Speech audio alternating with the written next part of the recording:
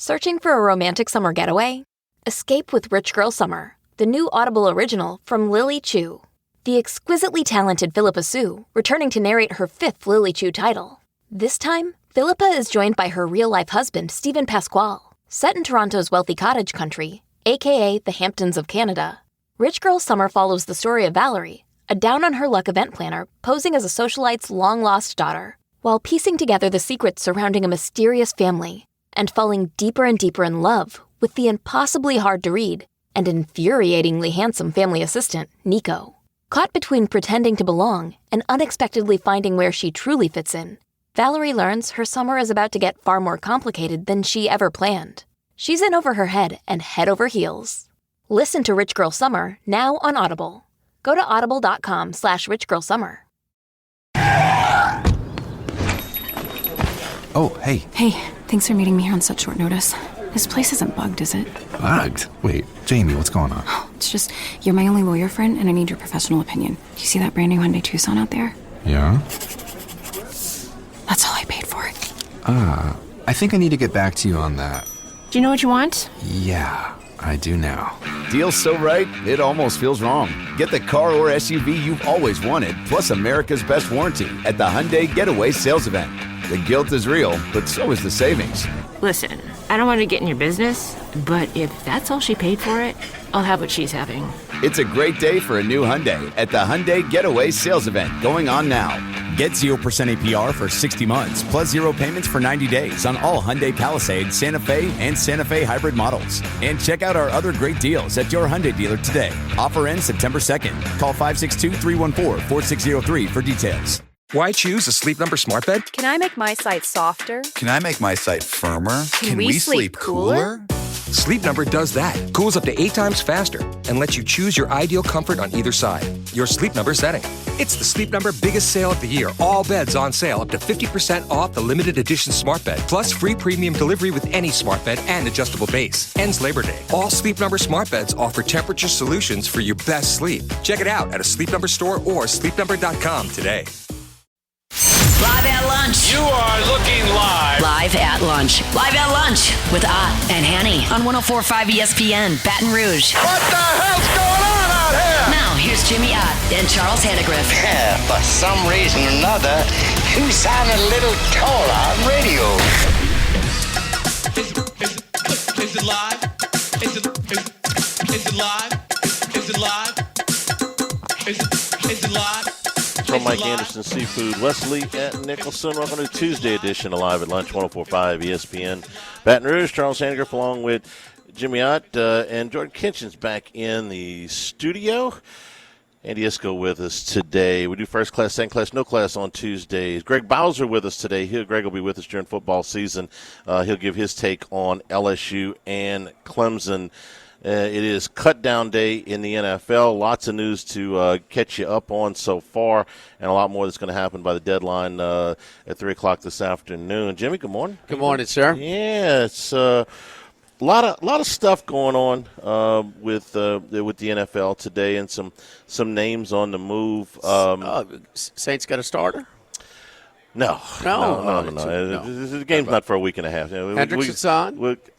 Hendrickson signed. Okay. You give you flowers on that one. You said that would get done. Parsons will get done.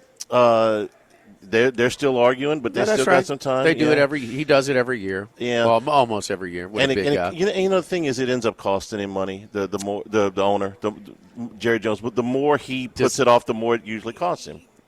So, it costs Circa money to run their contests. Mm-hmm. Jerry got stayed in the news cycle in preseason. Does that help him? I hear that a lot. Does that help helps him? Does it? No, I'm serious. His whole organization is built on it. He loves it. But does it help him? Does it help his bottom line? Are there people that are going to watch the Cowboys because there was a contract stalemate? That's impossible to prove. It is. That's impossible to prove. But I'm thinking the Cowboy fans are going to watch the Cowboys no matter what, and all this does is make them mad. No, off season. Okay. He dominates because he knows how to do it. He loves it. It's his It's his caviar in the yacht, dude. Okay? And I understand that. It fuels him. But does he sell one more ticket? Does he sell one more shirt, one more hat? That's impossible to prove. It is. Charlie, it's his toy. I know. You don't think he needs to put food on the table? Damn, dude. I know. I get okay, so it's an ego thing. It's an ego thing for him. He's an egomaniac. Yeah. And he loves it. He loves that they coming to him and shoving the microphones in his face. Well, to do that is, every move that he made this offseason, and pretty much every offseason, does it not stimulate more microphones in his face? Yeah, it does. There you go. Because he's going to give him a soundbite. Right. You just said, I'm glad we're at the end of the finish line. Yeah. I embrace the summer sports more than you. I'm loving the circus that is the U.S. Open right now, by the way. Yeah. Okay, just to kind of keep us through till we get to Thursday, Friday. But and I've become much more of a golf fan. College baseball takes us all the way to the end of June, so it's not Charlie, bad. College baseball's been around for But it goes all the way to the end of June now. When we started this, it finished up at the one beginning of you kids' friends to play Little League or something. My argument to Jerry Jones would be, this does not help your bottom line at all. No. He doesn't need it. That's right. Everybody's mortal, but he loves it. I mean, you'll get no argument from me on that. Do I lose money going to Del Mar? Yes, I like it. Okay, and that's fine. Just say it's his Del Mar. Then say it like that. This is what he enjoys. I just said and it. This is his ego, but it doesn't. He admitted it. We are a sideshow in so many words. Yeah, we're a sideshow. The tours that go through the stadium. If that is the argument that he enjoys all this, that's fine. It's like you said, it's his toy. If anybody's argument, I've heard this before, it's like, well, it keeps the Cowboys in the news, so therefore the Cowboys are more valuable. No. I don't subscribe to that, and I can't prove it. As but far I as winning games, again, the unnecessary tactic or position in public, sort of kind of swiping at each other a little bit. Yeah. It hurts the locker room, which hurts them on the field, right. Which he is a crappy owner, which we've known for quite some time because he prioritizes the circus aspect of the organization, the sizzle more than the on-field steak. No, we know that, but he loves it. And I would argue, and this is easy to document, the Dak Prescott not signing him when he should have cost him more money. Actual dollars against the salary cap. Not signing CeeDee Lamb when he was supposed to actually cost him dollars against the salary. That hurts your team. And when he ends up paying Micah Parsons, he will end up paying him more than he would have if he'd have done this a year ago or even 6 months ago. That would be my argument against. Would they be talking about the Cowboys in preseason if Micah Parsons' deal was done? Yes. Yeah. But are they talking about him more? Yes. Yeah, they are. Yes. And yes, it hurts them on the field. It hurts their roster because you can't pay everybody. Yeah. So this much more money it costs. Of course, it hurts him, and that's why he's a crappy owner. That's why they are the last team standing. They're a survivor pool. If we had them reach the NFC Championship game, survivor pool. I mean, Since we started in 1995, you still have them available. Keep in mind what he inherited.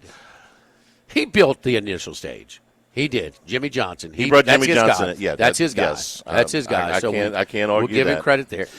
A more exaggerated Al Davis. I would tell you that when Davis was a coach, and Davis was Jerry Jones played college football, but Davis was a dry jock. Davis was an excellent general manager for a long time. He wasn't one coach that he brought in. Jerry Jones was for a little bit? No, I don't. I think for a little bit. I think he hit with Jimmy Johnson, and Jimmy laid the foundation for their success. You don't think Jerry Jones was calling any of those shots? I think Jimmy called most of them. I'm not going to say he didn't call any, but Jimmy called most of them.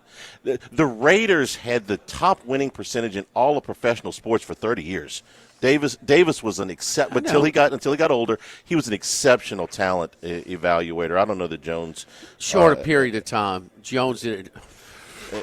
That team, if he didn't screw around Switzer, they would have won more. From 91 to 97 or so, they were great. Hard to put that unit together. Cuts coming down that are notable. Some LSU Tigers. Duke Riley waived by Washington. Jordan Jefferson waived by the Vikings. The most notable name, Jalen Mills, waived today by the Texans. Mills has been in the league for 9 years. Started 44 games at LSU. Was a 4-year starter from 2012 to 2015. I remember him on campus. He was a starter from damn near the first practice all the way through the end. Member of the Philadelphia Eagles Super Bowl team in 2017, and a very good player in the league for a long time. He's 31 years old. We'll see if he catches on somewhere else or if this is it for him. The Cowboys placed Peyton Turner on injured reserve. He's I just had to throw that in there since the Saints had to pretty much do this every year with him when he was there. But he has been put on IR. The Saints making moves. The most notable this morning has been that Isaiah Foskey, second-round pick in 2023, has been cut. If you've watched any of the preseason at all, they gave this guy every chance to go out there and play, and he was not Pro Football Focus put the grades out. He had the worst grade of any of the Saints all through the preseason. But this was noticeable watching how awful Foskey was. And I'll be honest with you, when they drafted him, I said, they might have got a guy here. His measurables were good. He had played at Notre Dame. He played against good competition. There's no reason this guy can't be a good player. He's absolute bust. One of the worst second-round picks to ever come through. Nick Underhill reporting that Clyde Edwards-Helaire is going to be cut, and I was disappointed there because I thought he had a chance to make the team, but he has. They are going to terminate his contract. We'll see if they want to bring him back on the practice squad, or if he's going to end up somewhere else. We'll see about that. They have also, what was my list? Jake Haener is going to be cut, and it looks like he's going to move on. They have the option to bring him back on the practice squad as well, but. The way the practice squad works, if you're not familiar, 10 guys have to have 16 players, up to 16 players, 17 if you have an international guy. 2 years of eligibility still? For 10 of them. 6 of the players, if you have a vested amount of time in the NFL, you can bring them back no matter how much time that they've got. So you can do that with up to 6 players if you want to. So we'll see what happens with Clyde. We'll see what happens with Jake Haener. The Eagles cut Kyle McCord yesterday, and he had a decent preseason with them, but they wanted somebody with a little bit more experience. If you could somehow figure out how to get him in there as a third quarterback, I think he's got more upside than Haener. I don't know if he'll ever be a starting quarterback in the league. Probably not, because Philadelphia knows what they're doing. So if they let him walk out the door, he obviously didn't blow him away. Well, but I think think somebody's going to pick him up and put him on their active roster? No. So he's going to be on their practice squad? He's going to be on a practice squad somewhere. With them. I would be surprised if he got picked up and put on an active roster, but you never know. He's going to be with the Eagles practice squad. Why would they? If nobody picks him up on the active roster, if he clears waivers, yeah. What I'm saying is they're taking a chance that somebody will pick him up. If he was really, really good, they wouldn't even do that. Don't you think they've done their homework? And yes. Seeing the possibility of that is probably slim. Yes, absolutely. Cam Robinson. Let's see. They are trying to trade him. That is in with the Texans. And I'm kind of reading this as we go here, just in the last few minutes, what's going on. You got till 3 o'clock today to get down to 53, and we expect there'll be a lot of moves, not just the cuts, but we expect that there'll be more trades between now and then. So we'll keep an eye. We'll keep an eye on all of this stuff. Peyton Turner, jeez Louise. What? When they drafted Peyton Turner, it was like, wow, that's a real reach. He had like when they drafted Trevor Penning. Okay, maybe he hasn't worked out exactly, but Trevor Penning was going to go in the next half dozen picks. He wasn't going to slide very far. They drafted Peyton Turner, man. Nobody was taking that guy anytime soon after that. At least I didn't think so. Maybe I'm wrong, but I don't think so. Anyway, he's had a pretty nondescript NFL, I guess we'll call it, career, because he barely got on the field. So cut down day in the NFL. the latest of what's going on with the Saints and the former LSU guys. What's going on here at Mike Anderson's? Well, it's almost football season, Charlie, and so it's starting August 1st, later this week, or we got our August specials for the entire month of August, and we start off with the Game Day Bourbon Mule, 1792 bourbon, fresh blackberry puree, lime and ginger beer. It's not just for game day, though. It's for the entire month of August. So our Game Day Bourbon Mules are over here. And we remind you, man, we're open Monday through Thursday, 11 a.m. to 2 p.m., and then 5 p.m. till 9. But on weekends, Friday, Saturday, and Sunday, we're open 11 a.m. to 9 p.m. So I remember coming to the games, in the 70s and 80s. I used to love seeing the marquee. Mike says, and, little Mike told me still, if they forget to put it up or it's a day late, they hear about it. So it's sort of an LSU game day tradition, man, to swing by Mike Anderson's, get you some, sit in the Oyster Bar, you can watch a little bit of the games on your way to the game. Meeting place, great meeting place. If you're meeting your folks before you head to campus and get your designated parking spots, whatever it is. So it's a great place to meet before, during, and after LSU games over here at Mike Anderson's. Here's the rest of our August specials. The buffalo shrimp, deep fried Gulf shrimp tossed in a house-made buffalo sauce. Serve with our homemade ranch dressing. Red beans and rice. Hold the mayo. Red beans cooked down with the smoked sausage, blend of spices over rice with a slice of hush puppy cornbread. How about that? There we go. So Sid Gotro, the pan-seared fresh black drum, lightly coated in olive oil and Italian breadcrumbs, topped with lump crab meat, sliced mushrooms, sautéed in a scampi butter sauce. Your choice of side, salad, or coleslaw and garlic bread. The Sid Gotro is the August special. And the crab champagne, pan-seared black drum over angel hair pasta with jumbo lump crab meat with a champagne butter sauce. Our dessert for the month of August, Oreo bread pudding. How about that?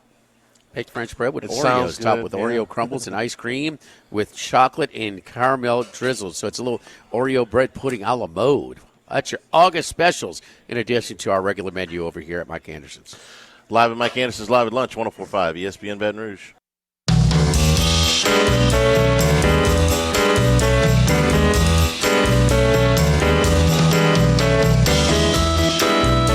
Live at lunch with Ott and Yanni from Mike Anderson Seafood on Lee Drive on 104.5 ESPN Baton Rouge. Remember, you can always get the show on demand, 1045ESPN.com, LouisianaSports.net. The Handicast is now back. Richard Dixon and I doing a deep dive into the preseason and roster that is dropping today. So you can get a chance to listen to Richard's thoughts about he's been out at some of the practices and scrimmage on Saturday, and going to have a chance to listen to that I think we went almost a full hour. So I think we went everywhere from Garrett Nussmeier on down to the almost on down to the third stringers. So if you want to get ready for the season, Handicast will be posted. It will drop anytime now, actually, on YouTube. And some other LSU news. Dixon McMakin, who we know, now a state representative and LSU graduate, has been announced as a new PA announcer at Tiger Stadium. Tiger Rag reported this. LouisianaSports.net has got it now. LSU is making this announcement. Catholic High graduate. He has worked on the Catholic High broadcast since 2017. He's also been a PA announcer in the PMAC for basketball and for volleyball. And, of course, he'll be replacing Dan Bornay, who had this role for 38 years. Yeah. Who was the PA announcer? Sid Crocker. Was before him at Tiger Stadium, and before him in the PMAC, I have no idea. He's the only voice I had ever known in the PMAC, and my favorite, Sid Crocker wasn't a PMAC. Might have. I know he was in Tiger Stadium. He might have in the PMAC too. Dan's calls were legend. Shaquille O'Neal. It's great. And what about 86? Who was? Dan was there in 86. In the PMAC. Oh, okay. So he was at the PMAC longer than 38 years. Yeah. He was He was there for Shaq. He was there for that Final Four team. And like I said, I'd have to ask. I don't even know that. Did they allow the LSU PA announcer do the NCAA tournament games? They must have, yeah, because Bill does all of the baseball games, even the ones that don't involve LSU. So I would think a little different animal, though. It is. Come on. Also 40 years ago. So I know. I have no idea. I know. It might be. You were in school. What do you remember? I don't. I remember the game. I remember I bombed my history exam the next day. I went double overtime. Melvin McCants and Purdue, man. I mean, I would have done better had I gotten home and studied for quicker. What time did that game end? Like 11 something? Oh, it's midnight. Very, very late. So congratulations to Dixon. There you go. He's been doing a lot of the basketball to fill in, huh? Yeah. For how long? Well, Dan Bournet missed all of last year. He had some health issues, and so at least that long. So for the football? No, Bill Franquez filled in at football. Okay. And Dixon was over at basketball. He also did volleyball. And I talked to Dan Bournet when he retired. He told us he'd be on with us when he was feeling a little bit better, but he's doing good and is going to enjoy his retirement. So, congratulations to him too. I think we did a first class on him while you were gone at Del Mar. So, congratulations to Dan and congratulations to Dixon.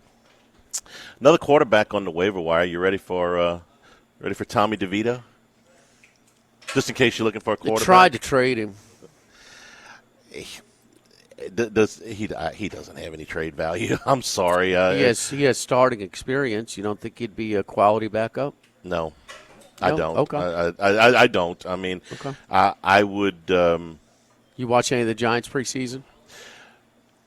Actually, I didn't. No, I saw Jackson Dart highlights. I'm not going to tell you I sat down and watched the game. I saw you watched DeVito play? No. I've seen him play in the regular season. But they all played well. The Giants, all four quarterbacks look good for the Giants in the preseason. For what it's worth. Yeah, sure. And I know Dart had a really good season. They're talking about him. Of course, he's the new guy there, so they're excited about him. He might prove me wrong, so we'll see. Well, the Raiders traded for Kenny Pickett yesterday. They gave up a fifth-round pick. If I was going to trade for a backup quarterback, how many starts does Pickett have? 25, I believe. Oh gosh, that many. Yeah. He started his rookie year. For how many of those with the Steelers? I guess all of them, huh? I think he started about 3 or 4. I think he started one game in Philadelphia when Hurts was out. Yeah. I would have gone in that direction. Who signed Carson Wentz? No, Pickett's better than DeVito. Yeah, and somebody signed Carson Wentz. I'm trying to blank. Was it Minnesota or somebody a couple days ago signed Carson Wentz off the street? I would have done that. No, DeVito doesn't have much value to me. Who signed Carson Wentz? Vikings. The Vikings, yeah. Okay. No, I would have gone in that direction. The Raiders had to trade for Pickett because Aiden O'Connell is going to be out for half the season. They were confident about him going in for Geno Smith. Who would you take between those two? Aiden O'Connell and Kenny Pickett. Mm-hmm. That's closer. Close. I would have probably just kept O'Connell if I didn't have to trade a draft pick. If they were both the same cost, maybe a slight edge to Pickett. But O'Connell wouldn't have cost me a draft choice, so they were going to stay with him. But they don't have that. They don't have that luxury because he's going to be out for a little while. The Browns have cut Deontay Johnson. That guy's been cut, I think, 4 or 5 times in the last 12 months. You know how hard that is to do? To be talented enough to be signed 4 times and be disruptive enough to be cut 4 times. I mean, the guy's been involved in 8 transactions since last August. That's a unique case. Ordinarily, if you're that big of a pain in the even some of the biggest head case, even Antonio Brown wasn't involved in that many. So they cut him today. He was with he was with Baltimore. He was with the Steelers. He was with Carolina. He just keeps getting signed and keeps getting waived. So they decided they had enough of him, and that's in Cleveland. And trading Kenny Pickett, now gets him down to 3 quarterbacks, and looks like Dylan Gabriel is going to be the backup. Really? The number 2? That's what I think. We'll see how the day shakes out, but Shedeur Sanders winning the game on whatever day it was, Saturday. Gabriel looked pretty good too. Yeah. Well, no, Sanders looked terrible. He was sacked 5 times. They took him out of the game. They took him out of the preseason game. Okay. So and then they cut Tyler Huntley as well. So it looks like they're comfortable going in there. We don't have our Cleveland correspondent today, but looks like Dylan Gabriel. They're not. I mean, they're not. They're yanking quarterbacks left and right in preseason, not necessarily because of lack of performance. This looked different to me. He got sacked. Just played poorly. Okay. Well, but I think this was my read. Their intention was to put him in and let him finish the game, and he got sacked 5 times. He was just running around. How late in the game did they put him in? It was in the second half. It was late in the third quarter. Oh, okay. Oh, no. Yeah, they put him in first. What was it? The beginning of the second half, and he was. You saw him at Colorado. The knock on him was he held the ball too long, just running around back there, running around. He made a lot of plays like that. Okay. That's what he looked like he was trying to do on Saturday, and they were just like, "Okay, you got to come out." So it looks like Gabriel. There's the backup quarterback, but Sanders is going to make the team. The 4-yard drive in the first game when the guy fumbled a punt at the 4 and he got a cheap touchdown pass out of it. I mean, it was. I mean, we were ready to give him it, get him in, let's go, start him. You were talking about all of the hype for Arch Manning, okay, in the college game. This Shedeur Sanders is getting more attention than just about any other 4th-string quarterback, right? That's where he was at the beginning of camp. He's moved up to 3rd string because they traded a guy to Las Vegas. So he moved up the depth chart. Yes, he did. Keep you up to date on the cuts going around the NFL right now. Yeah, I mean, it just and Dart is no gimme yet, but obviously it's going to look a lot different, come to regular season. But he had one where he dumped it off, for 3 yards. The guy ran for 50. I mean, but that was the first after they punted twice in that Carolina game. Remember that preseason Friday night game, Carolina and Cleveland. That was Sanders had to start. Mm-hmm. Yeah. So they punted a couple times, and on the second punt or third, they fumbled the ball at the 4-yard line, and they punched it in. And that was how he got his start. Now, did he improve upon that over the course and throw for about 130, 140 yards, whatever? It was very modest. So that was being made out to be something. Interviewing after the game like he's the MVP or something like that. They're encouraged by his progress, and Russell Wilson is the starting quarterback. And if Russell Wilson gets hurt, Jameis Winston's going in the game. And down the line, we'll see if Dart can play in the regular season or not. But for now, that's where they are. I would go with Dart. I'll give him that much. He's looked good enough for that. I've seen enough of Jameis, man. Well, we got till 3:00. We'll see if they agree with you. They're going to keep all of them active. I mean, if they could cut Jameis Winston if they wanted to, it's not like they're not going to cut him. Okay, well, if they're keeping him, he's 2nd string. If you're not going to put him as 2nd string, there's no reason to keep him. I mean, you go find somebody. You may want to take your time with Dart, but I think that let's just get him reps. I mean, the real question is the Giants aren't competing for a Super Bowl this year, so let him pay his dues. If they're 3-6 at the halfway point, Jackson Dart. See what you got at that stage. Yeah, 3-3, Jackson Dart to me. Don't forget our friends over at K&M Automotive on Segan Lane, Segan near Perkins, right across Segan Lane from Ambrosia Bakery. The only place I take my vehicle to go see Jason Payne over at K&M Automotive, because you've heard when you bring in your car breaks down, the engine light comes on, and you got to bring it somewhere, and you don't really have a great relationship, a comfortable relationship, a trustworthy relationship with the mechanic. No problem. Go see my buddy over at Jason Payne at K&M Automotive, because you're not going to hear those horror stories. He's going to try and do his best to find a repair option instead of a more costly replace option. But if an important part of your vehicle is failing, he's going to alert it to you and let you know exactly what you're looking at. So no surprises, no, man, you only told me it was going to be this much, and you got a ticket for no sticker shock when it comes to this. He's going to walk you through it, let you know before they start, the work on your vehicle. It's the only place I take my vehicle, 8445 Seagan Lane, just off Perkins Road, 7:30 a.m. to 4 p.m., Monday through Friday. Jason Payne at K&M Automotive. Live at Mike Anderson's Live at Lunch, 104.5 ESPN Baton Rouge.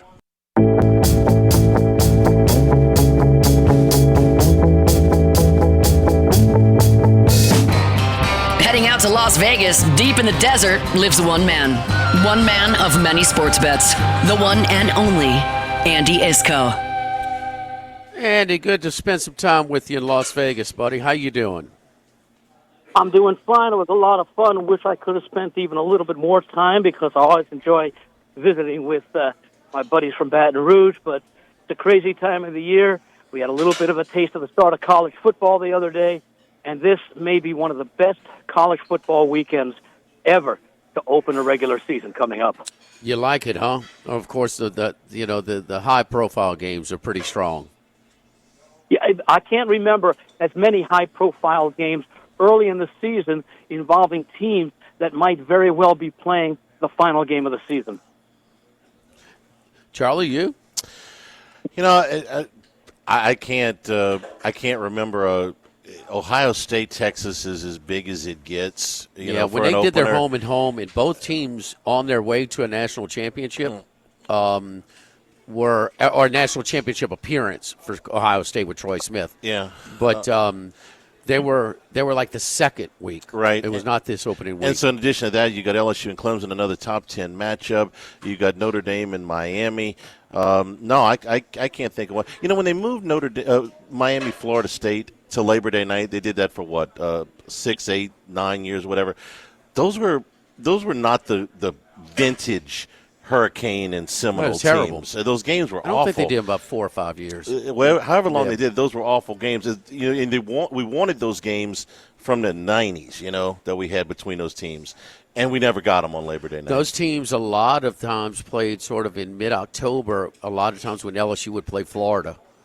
I remember when Miami broke through, it might have been the Brook Trout game in 2000 in Gainesville, where like Shockey in Miami was a big upset of Florida State. They were kind of rebuilding. But, yeah, so we got some good ones. We do have some good ones. There's no doubt about that. Any takeaways of significance from week 0? I mean, Kansas State, Iowa State, or anything else?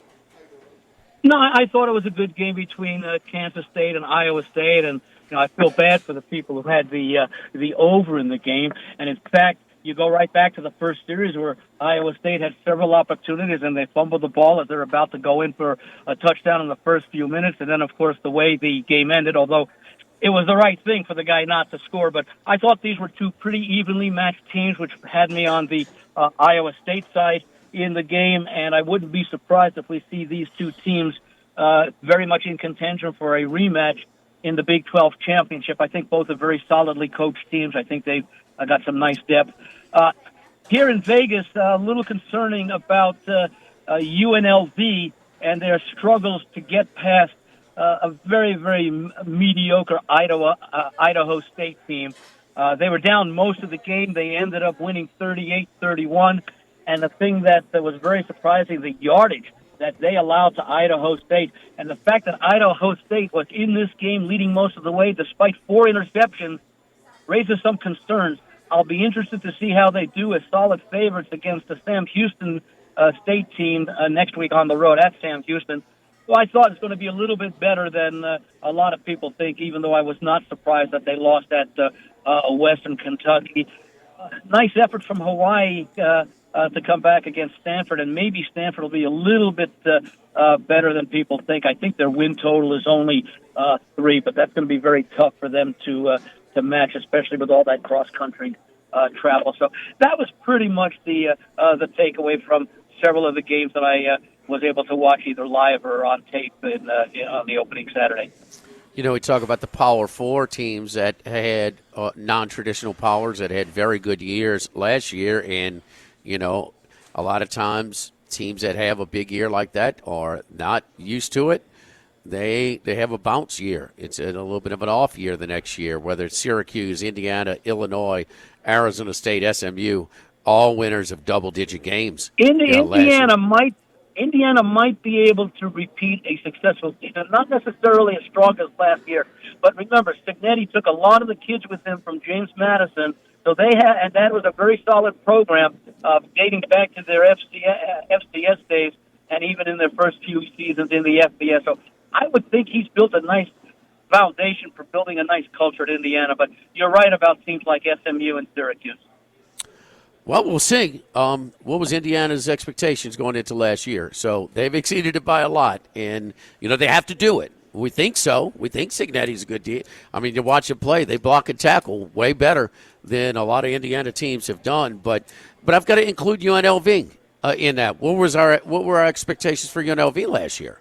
Certainly not. They were somewhat high because of what Odom did in his first year 2 years ago, getting him into the Mountain West Championship game and a bowl game. I actually do not have high expectations. I actually played UNLV under the 8.5 wins for the season, even though I like Mullins as an experienced coach.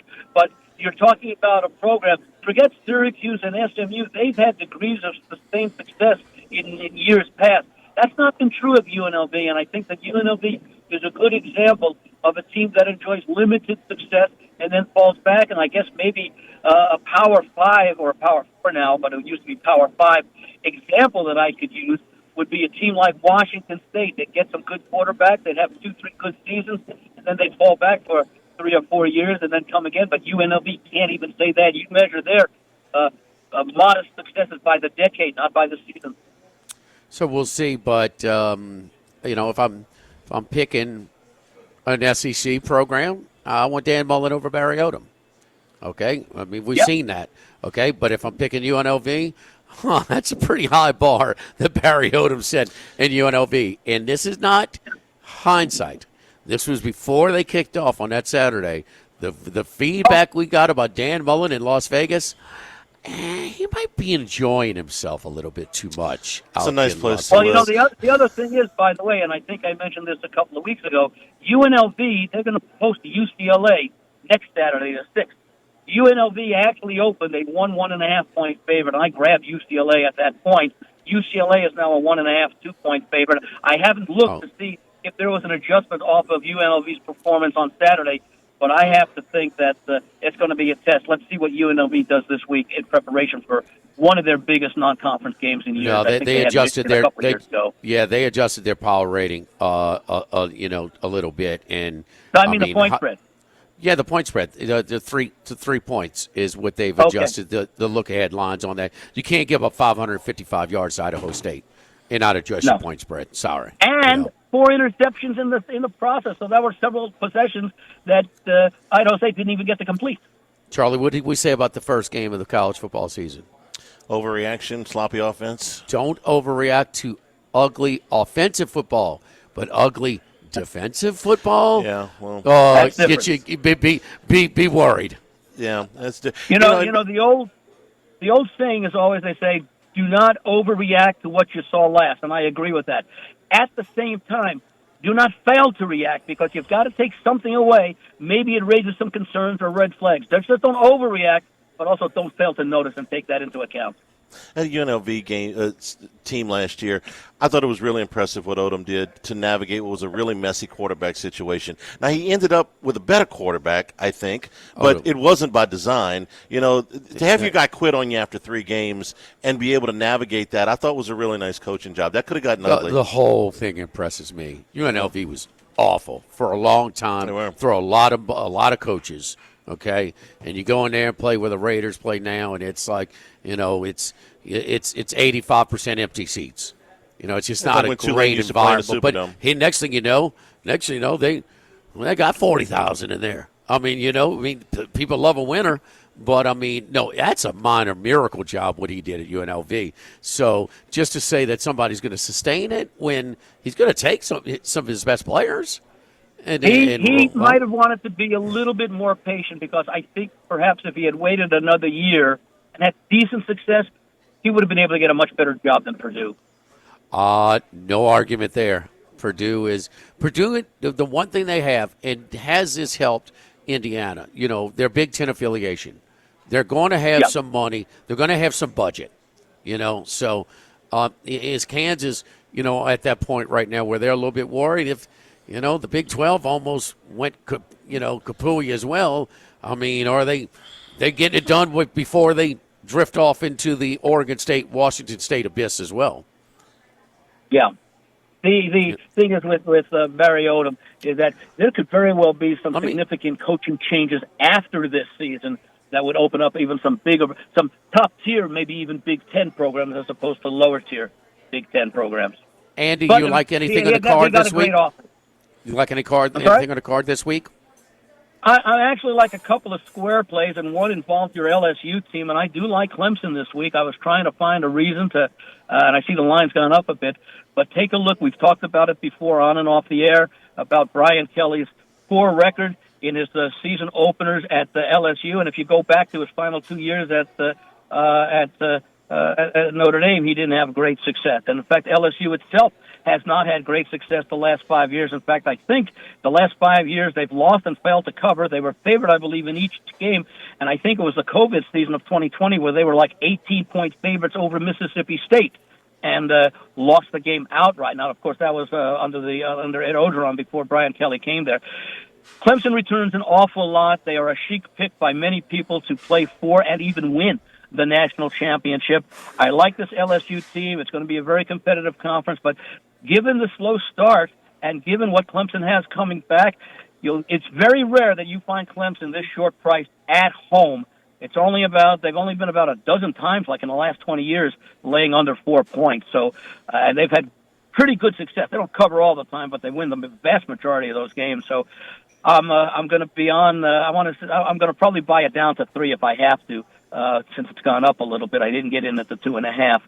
And the other big game, I'm not crazy about either coach, but I'm less crazy about Sarkisian than I am Ryan Day, and I got to wonder about the pressure that's been put on Arch Manning. They've been talking about him for years.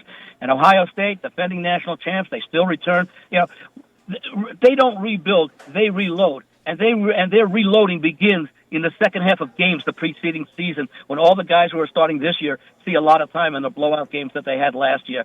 I like this Ohio State team. If it comes down to Ohio State and Penn State, I'd probably go with Ohio State until James Franklin can win the big game, but we're talking months down the road. I think both Texas and Ohio State will be top 5, top 6 teams all season. It could be a rematch at some point in the playoffs, but I do like the Buckeyes in this Saturday's game. Follow Andy on Twitter at VegasAndy711. He'll be with us Football Sunday. No Football Sunday this week. We start the first full day of the NFL live from the Queen. And speaking of the Queen, the DraftKings outlet, they have Clemson 3.5, Ohio State 2.5 right now. Andy, thank you, brother. Good stuff as always. We'll talk to you next week. Thanks, guys. Have a great week. Yes, indeed. Don't forget my friends over at Relief Windows and ReliefWindows.com. And, man, you don't do like I did and not go with the Relief Windows with the original construction of my home. Well, I just didn't know at the time. But make sure, if your homeowners association requires wood windows, you got to go with Relief Windows. So not the wind they're built to last, and that's the biggest thing, okay? The wood windows are going to deteriorate with the extreme weather conditions that we have in South Louisiana. The mold, the humidity, the rain, the heat, the snow. That's why they are made with gel wind windows. These R-Last wood gel wind windows come with a 20-year general warranty and a lifetime limited warranty against rot and termites, providing you years of beauty and minimal maintenance. They look good, they're functional, and they last. Wood windows, you can go through them, man, every 8-10 years. If you don't, call our friends over at Relief Windows. Relief Windows, 288-8138, and ReliefWindows.com. Live at Mike Anderson's Live at Lunch, 104.5 ESPN Baton Rouge.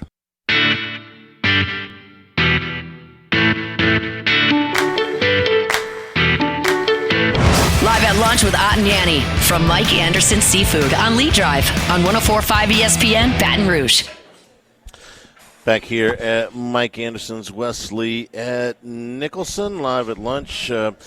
monitoring the NFL cuts. Former Notre Dame quarterback Sam Hartman being released by the Commanders. Terrible. Yeah. Oh, now he's won that job. Oh, he looked bad. I mean, I know preseason, but whew. He made a nice lick at Notre Dame with that contract he got. He deserved it, man. That was at Wake Forest. He was really good. One of the guys that I'm talking about. Better college quarterback, and now we'll make more money in college than they ever do in the pros. They have these guys. Yeah. They exist. Yeah, and I think Quinn Ewers was and would have been even more had he come back. I thought he was a little bit more of a pro prospect than what he gave, but I guess not. I thought he was too. I thought McCord had a real chance. I wouldn't give up on McCord yet. No, I'm not. I'm just saying they waived him, so they're at least going to make some Where risk they drafted that he's going. It was late 5, early 6. It was right around Will Howard was. Yes, it was like within a couple picks or something. They think Will Howard's had a really nice camp with Pittsburgh. So, okay. Yeah. Hour number 2, we'll do first class, second class, no class. Greg Bowser joins us. We'll do some LSU preview stuff here at Mike Anderson's Wesley at Nicholson. Come on by and see us. We are right outside the Oyster Bar here at the front of the restaurant. We're in the Oyster Bar, boy. Live at lunch, 104.5 ESPN Baton Rouge. Live at lunch, first class. I want a seat in first class where I was booked and ticketed over a month ago. Second class. No man should be subjected to the indignity of being labeled or treated like a second-class citizen. And no class. Life had become like school on Sunday. No class. I'll tell you what then. Why don't you call me sometime when you have no class? First class, second class, and no class. Brought to you by Supreme Rice. Buy local with Louisiana-based Supreme Rice since 1936. And we're return here at Mike Anderson's, Wesley. I'll go with that movie. Rodney Dangerfield. Old school. Was it old school? Back to school. Back to school. Back to school. Mid-'80s. I want to say like 86. 40 years. Yeah. Came on one of the TVs, kept it on without the sound, watching the ball games. Still laughing. The triple Indy. Just the the facial expressions. Oh, yeah. I mean, you know. Rodney Dangerfield was one of the funniest guys to ever live. he wanted to, real quick, he would go on a Tonight Show, and the whole thing was if you could go on, you were a comedian, you went on a Tonight Show, and you could impress, if you'd make Johnny Carson laugh. Right. And he had Carson in stitches. He was one of the funniest guys. I saw him in person once down at one of the Mississippi casinos. Oh, really? Yeah, a live stand-up. He had to be. Oh, my God. And he was probably 2 or 3 years before he passed, and he was still phenomenal. I mean, he brought the house down. Absolutely hysterical. Love that guy. Speaking of guys we love, first class, I can't let it go without giving a first class to Lee Corso. Final broadcast this Saturday at Ohio State, Texas. And Corso, I'm not going to go through the whole thing. I mean, we've kind of been doing this all summer. They've been talking about it on ESPN a lot this week. It was a very busy week. I didn't get a chance to see the special that aired Friday night yet. I've got it saved. I'm going to go watch it before this weekend. Oh, they had a special on it? Yeah, they did. And I heard it was really, really well done.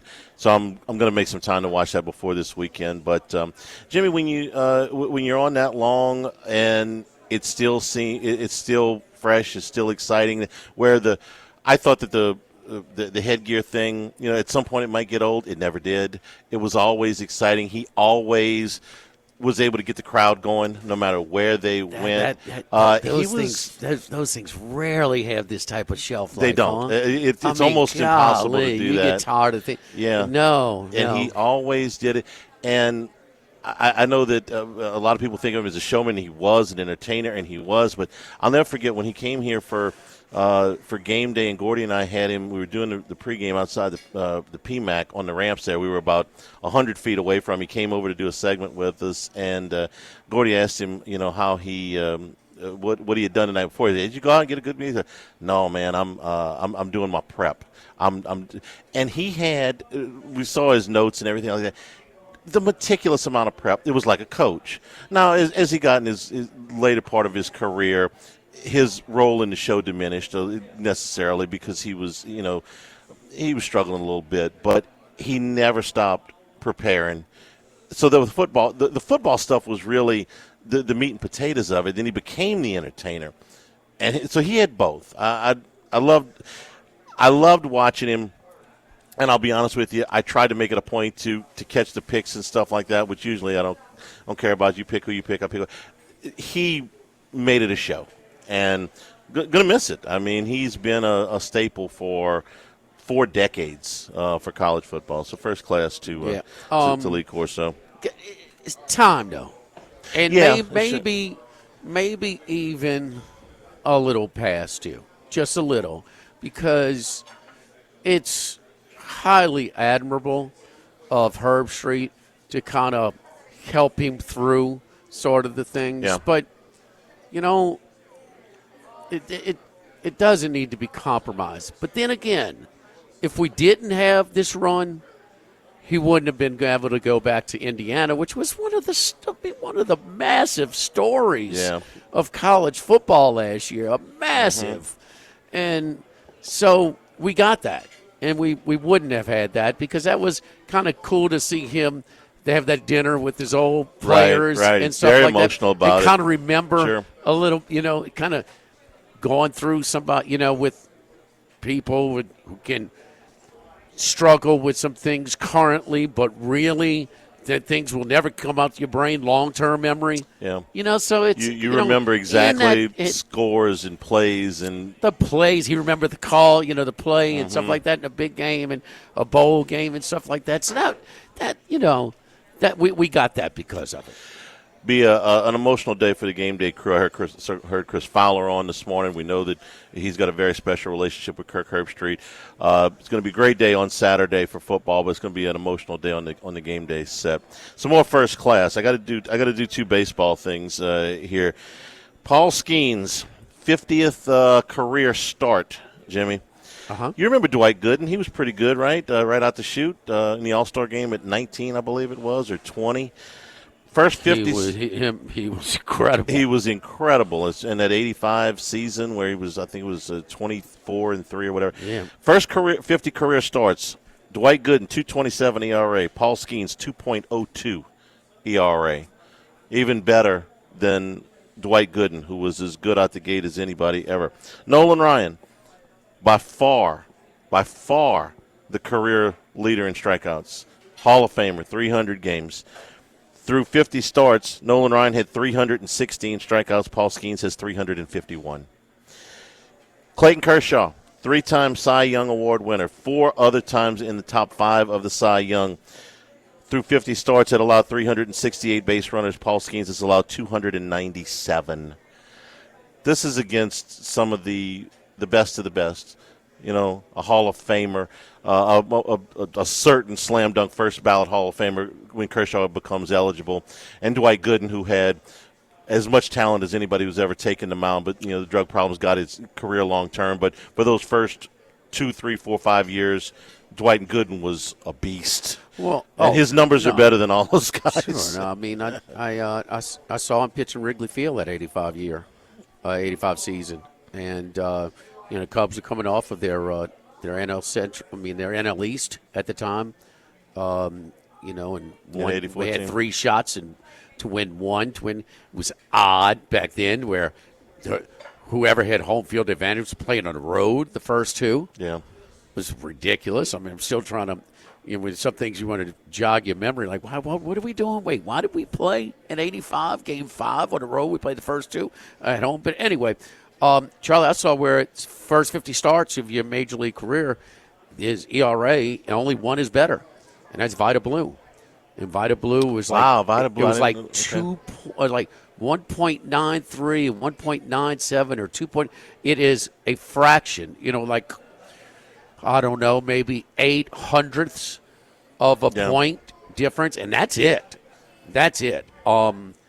He probably won the Cy Young last night without an appearance. The second choice, odds-on second choice, Chris Sanchez, was pitching last night. Otterlock, 3-0 lead. Sorry, but got shelled after that. Gave up 6 runs. Gave up the lead, got the loss, and Skeens went from minus $5 to now he's minus $50. $50. He's going with, and his other competition a couple of weeks ago, Zach Wheeler, is out for the year. Yeah. So, yeah, he went from 5-1 to 18-1 to 50-1 now. That thing is over after last night. So good for Skeens. And one more baseball. I can't let this go because this is just too historic. Cal Raleigh, the big dumper, hit home run number 50 last night.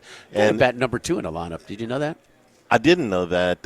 Interesting, huh? I saw the home run get to the upper deck. Oh, he first catcher ever to hit 50 home runs, and only second Mariner to hit 50 home runs. Third time, but second Mariner. Griffey Jr. did it twice. And I'm going to put you on another list. He's only the second switch hitter to hit 50 home runs. The other one's Mickey Mantle. And when you think about Chipper Jones was a switch hitter, never did it. Eddie Murray was a switch hitter. Both those guys are in the Hall of Fame. Yeah. Never did it. And it's 1 year. And he's hit at least 20 from each side of the plate, which Mantle didn't do. So his season, and he was a good player the last several years. He's been a Gold Glove catcher, and he's averaged right at 140 games and right at 35 homers the last 2 years. But this is the mother of all career years for Cal Raleigh. Oh, he's not done. No, they got a month left of the season, and he's only 28 years old. Basically a flip of the coin right now. Judge and him for AL MVP. Judge is minus 130.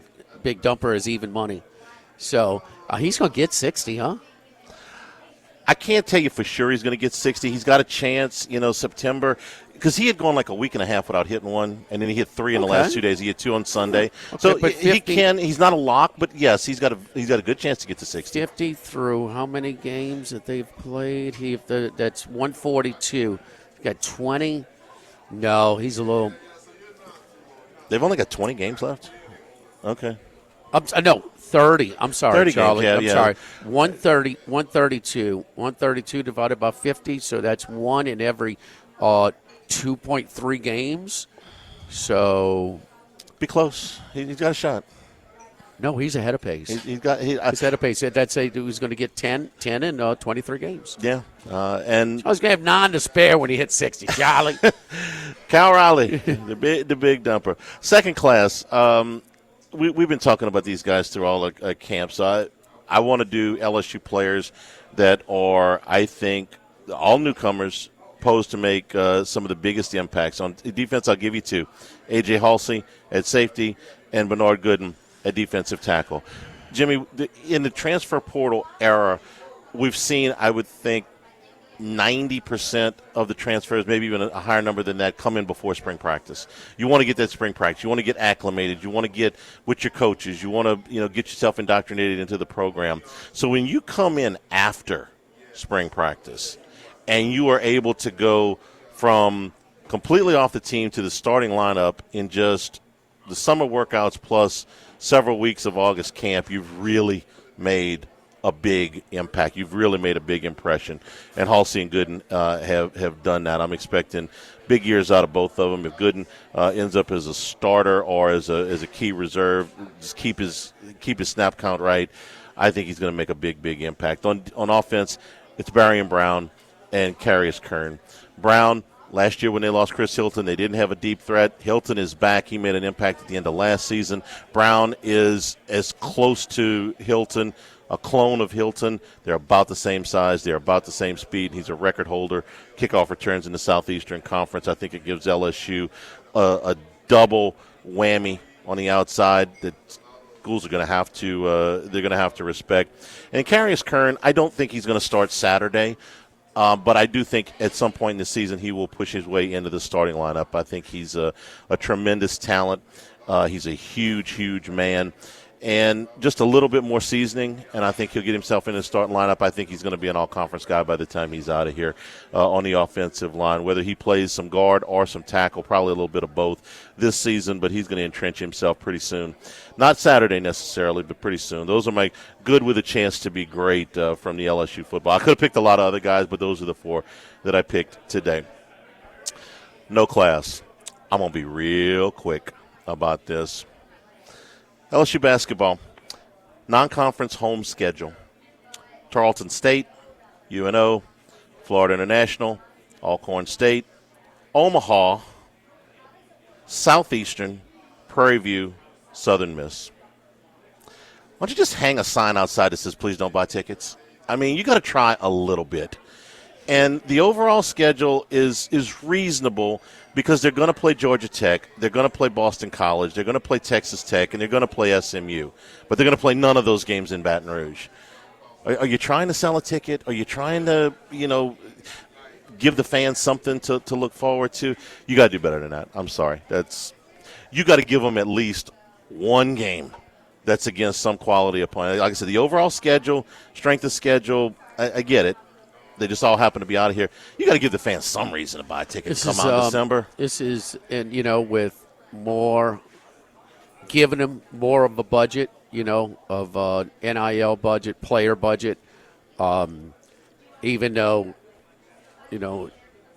everybody, every coach on that campus, from tennis and golf to swimming to football, you got to be a fundraiser now. Yeah, and he's done a very poor job of that. So he's just being given to him, and this screams, I'm trying to save my job. One, administratively, is trying to protect your hire, so you dump it more. Well, I don't want my hire to fail, so I'm gonna put some bad money after good money after bad kind of deal. But this screams, I'm trying to extend my employment here through my final record. Yeah, I can't argue with that. And I used to go round and round with the previous athletic director about the home football schedule. It's like you took the home the best game on the non-conference home football schedule and you shipped it out of town for 15 years in a row. Give the people here that are buying tickets a read. I get the Southeastern Conference schedule is going to be something to come out for every year, but for the non-conference games, give me one. Give me one. Give me a reason to buy season tickets. Give me a reason to go to a non-conference game. They were buying them game. anyway, and you were getting more money. So it was a lazy way. It was easy, but that's and LSU's not alone. They're not. They're not. Given these marquee neutral site matchups. I mean, Saban knows what he's doing. Saban did one every year. He did. He did. Did one every year. And I get it, but at Alabama, give the fans a little bit. No. Whenever you take your core customer, I don't care what you're doing, for granted, set yourself up. First class, second class. It's an emotional buy, and people don't want to give up their tickets, and but absolutely, you're right. And well, guess what? They ain't buying their tickets no matter what for basketball. No, it's a lot harder to sell. Yeah. First class, second class, no class, brought to you by Supreme Rice and SupremeRice.com. You're getting ready for tailgating, the home opener, a little over a week away. Do it with Supreme Rice. If you're making the red beans, white beans, if you're making etouffees, whatever you make, jambalayas, you're making it with Supreme Rice down in Southwest Louisiana since the 1930s. You're going to get more for your money. You're going to support our Louisiana farmers, the Climate Smart program, the water conservation measures, their reduction of methane emissions. They are paving the way for future generations of Louisiana farmers. You can pick it up at all your AG food stores, your Rouse's, your Walmarts, anywhere you buy rice, make it with Supreme Rice. And you can get it in a number of different varieties, including the Parball rice, which is your favorite, Jim. That's my favorite, man. I've always tried to get like here. The rice is so good. Here it's at Mike Anderson's. It's firm. It's long grain. It's clean. It's just really good. And I could never get my rice like that. I started using a Parball, and I'm damn close. I'm really, really close. So, man, you got to try it. It's my favorite. It's and it also gives you a lot of the nutrients and vitamins that you get with your brown rice from Supreme Rice. So you get the best of both worlds. High quality rice. And also, it's good for you also. So, hey, it's available wherever you buy your groceries, your Supreme Rice, and right down the street, including our friends over at Rouse's. Live at Mike Anderson's, live at lunch, 104.5 ESPN Baton Rouge.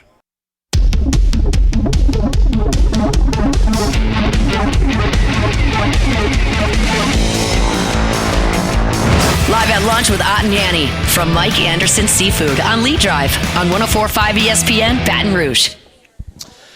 And we return here at Mike Anderson's. Jimmy, did the internet just break with this news?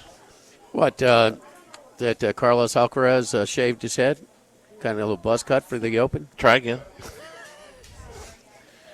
Serena Williams actually introduced her arch rival, Maria Sharapova, for induction into the Tennis Hall of Fame a couple weeks ago. Nope. No. Try again. Three chances. Medvedev went bananas Sunday night. He went bananas, and so did the New York U.S. Open crowd. That was obnoxious, man. That was pitiful what they did to that other guy. This is the one story I think that may actually eclipse the Arch Manning hype. This one may be mentioned a little bit more than Arch Manning. Watch your step. Travis Kelce and Taylor Swift are engaged. I mean, come on, man. I got the under. That's just mean spirited. Why does that mean? It's just mean spirited. Hasn't this lasted longer than you thought? Didn't you think that this I've already lost. I've already lost. Oh, yeah. This is one of those celebrity romances. You figured it was going to be, 6 months, one football season. That was going to be it. I mean, he is the personification. I mean, the epitome of a dumb jock, huh? Kelce? I mean, he is a meathead, man. Come on, he isn't. He isn't. Come on, it's. The reason I would tell you that he at least somewhat knows what he's doing is this guy has the Ravens into all the unsportsmanlike conduct penalties. No, the off the field money that he's made. I mean, does being rich automatically equate you to being smart? I don't know, but boy, this guy has picked the Hall of Fame player on the field, and off the field, he set himself up for opportunities that will make him wealthy beyond anything he could have ever done in football. A Hall of Fame player ends up making more money off the field than he does on the field. Well, he's just in it for the money? No, I'm just saying that when you say he's a meathead, I'm like, he might be a meathead, but have you heard him speak? Have you heard him on these trophies? I mean, he is an idiot. All I know is he's got a podcast that he's making $1 gazillion off God of bless it. Him. So it's calculated. So it's not love. No, I'm not saying that the Taylor Swift part is. Really? He has used that and springboarded himself into an enormous platform where he has enriched himself beyond anything. And he would have made Kelce platform got a little bolt with his affiliation with this woman. Just a touch. Okay. Yes. All right. Okay. So you're saying it's calculated. If he's smart, if you give him credit for it, then he's just in it for the for the fame and for the to him to benefit his life after football. Maybe he's crazy. Maybe, and I'm sure he's in love, and I hope that they have a long and successful marriage. All I'm telling you is maybe he's crazy like a fox. Because Charlie, this don't guy, kid yourself. I root for love. Okay, all right. I mean, I'm rooting for love here. I hope. Come on, this is. We need to send a gift. Don't you think? I gave this. Find out where she's registered. Well, how long they been dating? 3 years? Yeah, 2 years. I mean, I'll be fair. I think it's 3 years. I'll be honest. I gave it 3 months. Sure, it looked like one of those. One of all those songs. You don't act like you're Pollyanna or whatever. I mean, it looked like how many times you quoted her in distaste with maybe it's you, Taylor Swift, about her crying about all of her relationship. And look how good he's done. She hasn't written any more of those songs since she's found true love. This guy. If they ever break up, she's going to write a whole album. Okay, I mean, no, she's setting herself up for material for eons when they bust up. Yeah, I hope they don't. I hope they make it. Maybe. Hey, look, Charlie, I'm like you. I'm rooting for love. Warren Beatty and Annette Bening made it. Nobody gave them a chance. Beatty had been Hollywood's biggest playboy. Annette settled him down. They've been married for 30 years. I mean, to be fair, I mean, it's fine, but they can't go anywhere. No. You see people when they went and get a little sushi on St. Charles Avenue or something like that. She can't go anywhere. She can't go anywhere. No. But before he dated her, he might have been able to low-key it if he had tried real hard. I mean, is that she can't? She is one of the 5 most famous people in the world. That a stretch? I don't know, Charlie, I mean, if you tell me so. Even before she started dating him, she couldn't go anywhere without a throng of security. I think she may be the most famous person in the world, if not close to it. Certainly one of the most famous people in America. I don't know how big the soccer players, who the biggest soccer player, Messi's still the biggest soccer draw. Those guys were so famous that they couldn't breathe either. But if there are more famous people in the world than she is, it's a pretty short list. Oh, gotcha. We need to find out where she's registered. Well, maybe a place setting. Talking about this. Didn't you? Well, you brought it up. I didn't even whine forever about having. Now it's football week, and you're talking about Taylor Swift and Travis Kelce getting engaged. You brought it to my attention and said, "Look what happened." Brought it to your attention during the break. Not for a segment. I had to break this news. I mean, this is too big to keep under wraps. We have so many people just waiting with bated breath for pop culture information from this show. Well, it's sort of a sports story. Kelsey's a tight end. I mean, he plays for the Chiefs. They're a pretty high-profile team, right? It's not like she's marrying some backup lineman for the Seahawks. Finish it. You get Bowser coming on to talk about Arch Manning? He's coming on to talk about LSU. We'll move on from there, and we'll keep you up to date with the NFL cuts as they get. As they continue to move forward this afternoon. Don't forget our friends at Total Maintenance. It's hot and your unit breaks down. We've got the number for you, 480-1000.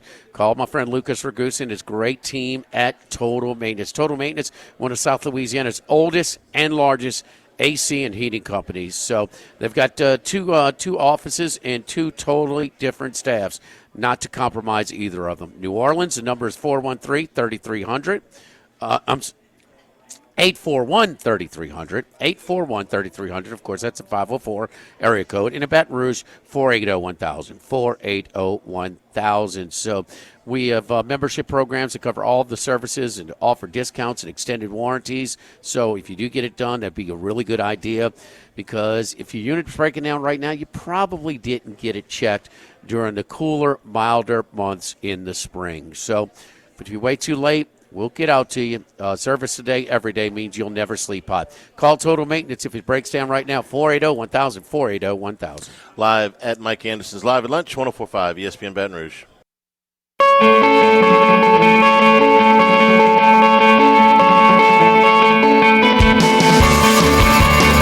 Live at Lunch with Ott and Yanni from Mike Anderson Seafood on Lee Drive on 104.5 ESPN Baton Rouge. Adam Schefter reporting that the Saints have made a trade with the Dallas Cowboys to get offensive lineman Asim Richards. Don't have any other details on the trade, but that is just coming across. Wouldn't be surprised if there were several more moves before the deadline this afternoon with the Saints. So in addition to the cuts is what I'm talking about. So we'll keep you up to date on that. Greg Bowser joins now, former LSU Tiger, getting ready for the season. Greg, good to see you, man. How are you? I'm great, man. It's good to be back and good to see you guys and be around and get back to football again. Man, you're getting close to how is it, quitting your day job and enjoying the early parts of retirement. But you're getting back into you'll be doing some games this year in the Southland Conference and some other places. Yeah, I do some games in some other places. Maybe do a couple of high school games here and there, but just trying to get back into it, Charlie. Do something that's a lot of fun and. You guys seem to make it like it's much more fun than it was when I was doing it before. Y'all always having a great time, and you're always in great places, you know? Yeah, the perks are nice. That's not by accident. You had a chance to go out and see a little bit, including this past Saturday. So give me your impressions as just a few days away from the opener. Well, I went out and watched them a little bit, and I'm a little concerned, probably similar to what you are and some of you guys have looked at is, you got a whole new offensive line. And so offensive line has to gel. They have to learn to play together. So that's going to take a while. I would feel much better if they had the Clemson game was about the third game of the season, because that would give that offensive line a chance to gel. Yeah, we've mentioned that more than once, that they could benefit from a tune-up game in week 0, but apparently we lost that argument. How concerning was it? It caught our attention yesterday when Brian Kelly says, we're going to play 8 offensive linemen in the first game. Now, we know 3 of those spots are locked in, but the other 2 are maybe not as much. Planning to play 8 offensive linemen, it certainly caught our attention. It's a little scary because, you don't rotate offensive linemen a lot because you got to get them playing together and get them used to all that and get them in a rhythm. That tells me that they're not real settled on who their offensive line should be. And that's where the concern for me comes, is that by now you need to be really settled on who those 5 guys are. And this happened 3 seasons ago in Brian Kelly's first year. Yeah. They play in Florida State.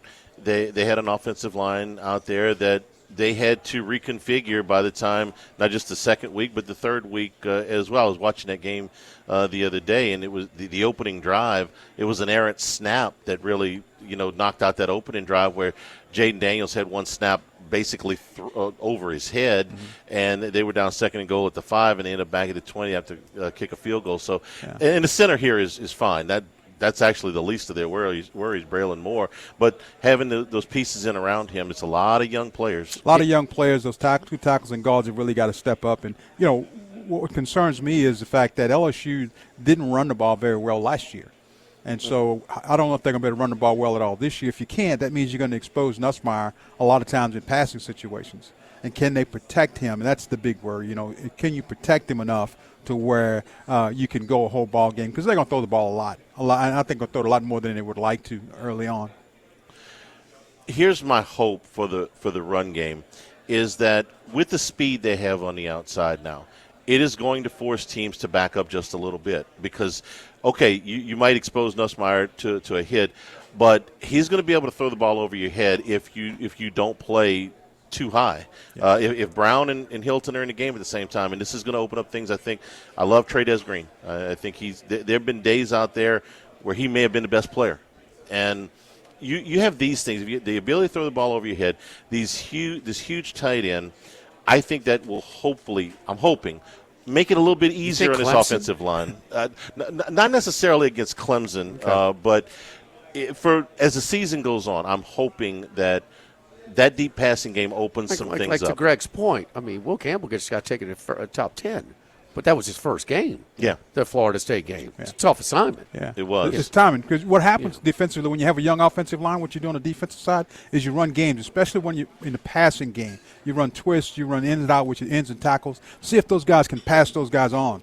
Because that's what happens. The guard has to say, hey, I got to pass him on, feel comfortable, know that my tackle's out there going to pick him up, and I know somebody's coming back inside. And that's how they do the protection.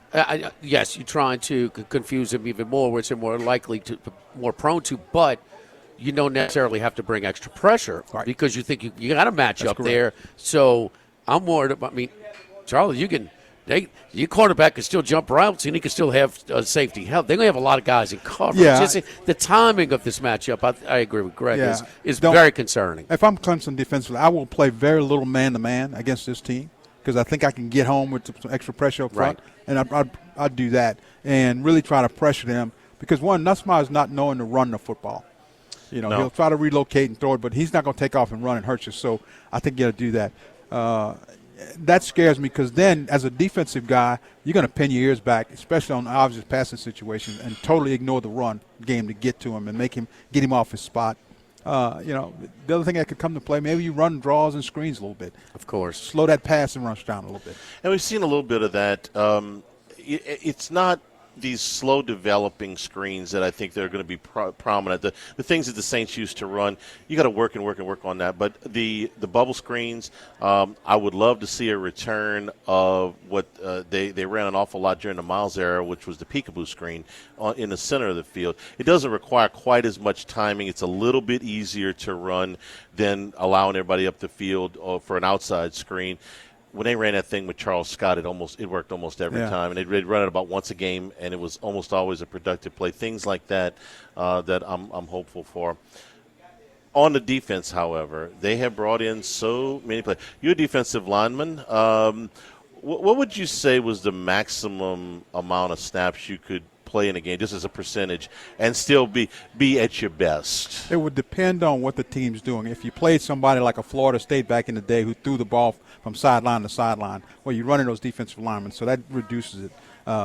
Today's game where people do different things, they kind of tack between the tackles a little bit. I think you can probably play 60 to 70% of the snaps defensive line wise. I'm interested to see what they do on the defensive front because you have to be able to stop the run. LSU last year, for example, they ran the football. They averaged about 125 yards running the football, but they gave up 146 a game. Yeah. So you got to be able to stop the run. I feel better about that for a couple of reasons. Number one, on the edge, I think Jack Pyburn, is a very, very solid run defender. He was during his time at Florida. He is not an elite pass rusher by any means, but he is a very, very good run stuffer, and I think that helps. I think the fact that you have multiple defensive tackles that you can rotate in and out of there.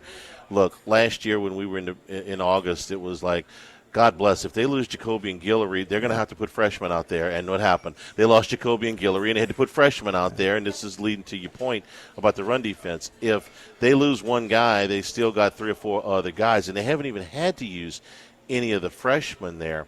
I think you've got experienced linebackers, and I think you've got Harold Perkins back. That all of this should help.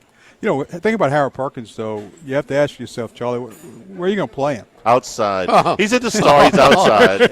Come on, Greg. He's outside. You know, they can't seem to. Have you seen him play outside? Have you seen him play inside? You know, they just can't seem to decide where they want to play him. When's the last time they've been to we got that fixed. We got that fixed. Yeah. Yeah. But I think that, LSU, they've got to figure out a way to get to Klubnik. They're going to have to do that. The guy didn't turn the ball over much. I mean, he threw 6 interceptions last year. That's not bad, and they're going to put the ball in the air. He's a big run threat, but we were going through some pregame stuff yesterday, and it's like, well, are we going to talk about the spy? And is Perkins going to spy him at some time? And I thought, okay, if you want to do that, that's one thing, but where does the spy set up? Middle of the field. Okay, I don't want Perkins in the middle of the field. If I'm going to spy him, I almost got to spy him with one of the Weeks brothers, and it's probably Witt, because I don't want Perkins in the middle. We spent 2 years trying to get him out of the middle of the field. So I'm fine with a spy, but I don't think he can be at least not very much. Yeah, I need him outside. The thing about a spy, though, is you're losing a defender. Yeah, you're technically losing a defender. But Klubnik is enough of a threat that I'm not saying they're going to spy him the whole game, but I'm saying it's some specific third downs. You say somebody better account for that. I don't know about that, Charlie. I don't know about that. I mean, he's got his top 3 receivers back, and maybe his favorite one, who missed most of last year, who's been the star receiver of their camp. Right. So he's got 4 really comfortable targets that he's comfortable with. It's not like he's, third and long, he's going to throw it more than he runs, when he drops back to pass. Sure. What about 3rd and 6? Third and it's not Milroe. Klubnik concerns me as much, if not more, with his arm at this stage of his career than his legs. The thing about Klubnik that I think, Jimmy, is that he's not going to decide the game if he's running the ball all the time. Because I don't think he's not going to be looking to do that. They want to get the ball to these wide receivers. They do. They do. And that's the thing. And he's the kind of guy that will use his legs to relocate and then deliver the ball.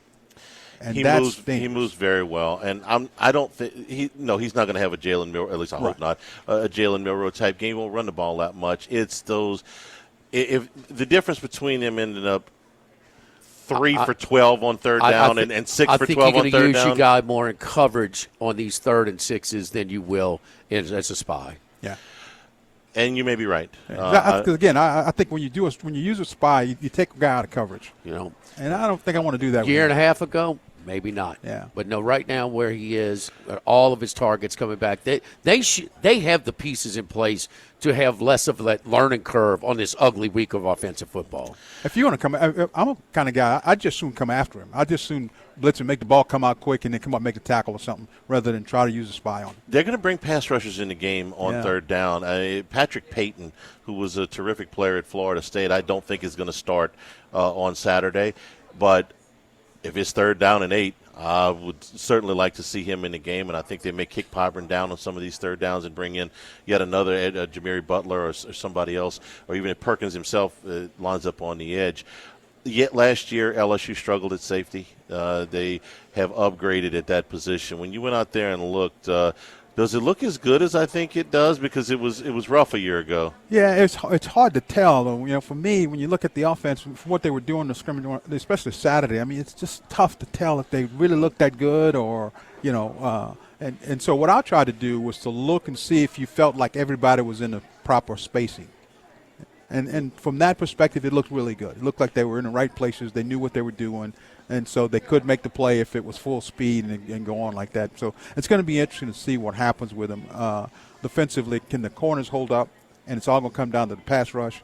I think you've got to get after him. I don't think you can let Kovnick sit back there. I think you just got to see how the game's going. But if you're not getting the pass rush, you're going to have to come after him, which means you're going to blitz and you're going to leave some people back there man to man. But that's the price you're going to have to pay if you can't get a pass rush. Correct, with the pass rush. But tactically, what do you think about, because Clemson returns a ton of experience on the offensive line. Yeah. Their people think it's their best unit since Dabo's been there. Yeah, so they're highly thought of and with a ton of return. There's no question. The thing that surprised me is when you look at their offensive line, you look at how many kids are juniors, seniors. I mean, that's unheard of right now. It's Those a lot kids harder came to back. do. Yeah, It's a lot harder to keep them. Yeah. So the numbers are there for them. It's not surprising that the offensive line is the best they feel on the best part of their team. But I think you got to figure out, Jimmy. You got to figure out a way to get to them. You got to figure out a way to shake them somehow. If you don't, it's trouble. We got about a minute. The national media now is converging on this game because it's week 1, and I want to hear, well, Brian Kelly hasn't had his teams prepared for the openers in the past. Is that a fair criticism? Yes. Okay. Yeah. Yes, I think so. And look, I think this game is more important to Clemson than it is to LSU. And I know that's a different – and the reason I say that is because if LSU loses this game with the SEC schedule, you can climb back into the race. If Clemson loses this game, they're done. They're not – I disagree. I think if Clemson loses this game, they could win the other. Well, they have to win the conference. Yeah. But they're going to be – they're better. They're better than everybody else over there. I think that Clemson's a playoff team, win or lose on Saturday. Yeah, for LSU, I think it's harder. I think they got 6 more games against ranked teams. LSU does. Clemson's got 1, I think. Well, it gives them more opportunities. No, you can impress the committee. Yeah. There ain't no doubt about that. But it's a tougher road to hoe. You got 3 more games against ranked teams on the road. Yeah, this is a tough game. Again, I would rather have played this game. This would be a different game if LSU played it the 3rd game of the season. You know, everybody has it a 4-point spread or something like that. This may be about a 7. We'd feel better if it was in week 2 or 3 also. There's no doubt. Louisville and Georgia Tech could be ranked by the time they play them on the road. Yeah. Clemson. Okay, so 3 more. Well, I don't know if they're ranked right now or maybe, but they're kind of in the right. They're borderline ranked. And we don't know if Oklahoma is going to be ranked by the time LSU gets there. We don't know a lot about Oklahoma. Greg, looking forward to having you here with us this season. Thanks so much, guys. man. I'm looking forward to it. All right. We are here at Mike Anderson's, Wesley at Nicholson. We're also brought to you by Louisiana Health and Injury Centers, helping you deal with pain. Dr. Michael Goff and his staff done a great job for us in the Hannegriff household. So if you got back pain, neck pain, muscle soreness, things that are keeping you from moving around the way you want to or keeping you from getting a good night's sleep, let them make a program to work for you and get you to feeling better. Airline Highway, Plank Road, Jefferson Highway near Drusilla. Dr. Michael Goff, Louisiana Health and Injury Centers. Live at Mike Anderson's Live at Lunch, 104.5 ESPN Baton Rouge.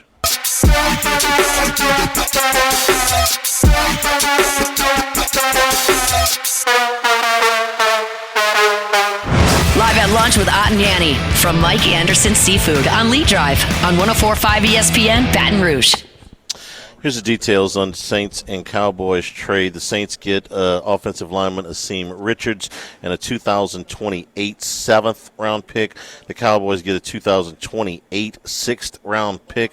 That's about as far out as you can trade draft picks in the NFL. So these are draft picks that are way deep in the draft and 3 years away. So essentially, this is about as close as you can get to picking up somebody on waivers at this point. So we'll see how much he can help them out. Push the line up to 7.5 for a win total. Huh? Absolutely, but they lost another offensive lineman this weekend, Landon Young. So it's been a tough go for the Saints. Gonna be a rough season. We're about 2 hours to the cut down deadline. Everybody got to be at 53 by 3:00 this afternoon. Who you starting? Quarterback. I would start Haener. I think they will start Radler. You start Haener? I mean, I'm looking down at Haener's cut thing. Shook. I would start Shook, but I think they will start Radler. They just cut the guy they're starting? No, I'm looking. I'm looking down at my Boy, this Taylor Swift engagement's got you up. She's taken off the market. Tracy can rest now, huh? Very disappointed there. Very disappointed there. Yes. No, Hannah was released. I would start shook. I think they will start rattling. Mike Anderson's August specials, man. The buffalo shrimp, red beans, and rice. The Sid Gotro crab champagne Oreo bread pudding. And it's not just for game day during the month of August. Game day bourbon mules. Come by and see us here on game days. We're open all day. Tomorrow we're at Modesto. Stay tuned for Hunt 104.5 ESPN Baton Rouge.